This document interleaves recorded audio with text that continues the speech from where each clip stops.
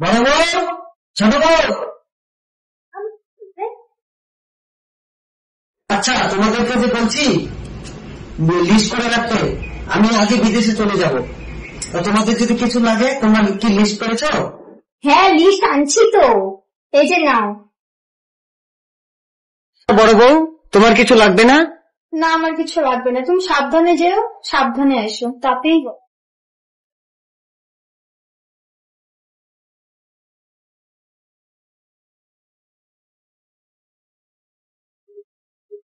চলো ওইখানে একটু বস, একটু রেস্ট নিয়ে করবে।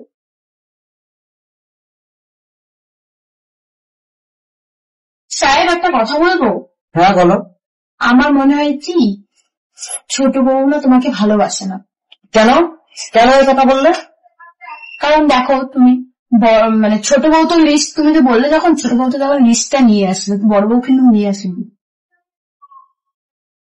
কিন্তু আমি কি করে বুঝবো কে ভালো কে খারাপ? চলো পরীক্ষা করে দাও তাহলে। কিভাবে পরীক্ষা করবো? ভালোবাসা। আমাকে কি করতে হবে? শোনো তাহলে,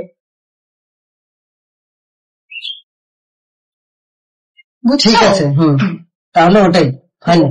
ঠিক আছে, আমার সব শেষ হয়ে গেল, আমার প্রপার্টি, আমার বাড়ি গাড়ি সব চলে গেল। আমি এখন কি করি? আমি ওদেরকে কিভাবে বলবো?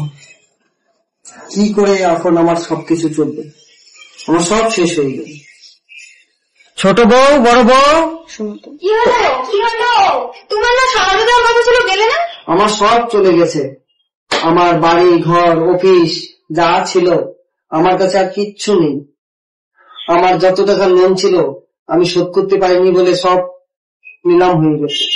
এখন আমি কি করে থাকবো? আমি কিভাবে থাকবো? কি নিয়ে থাকবো?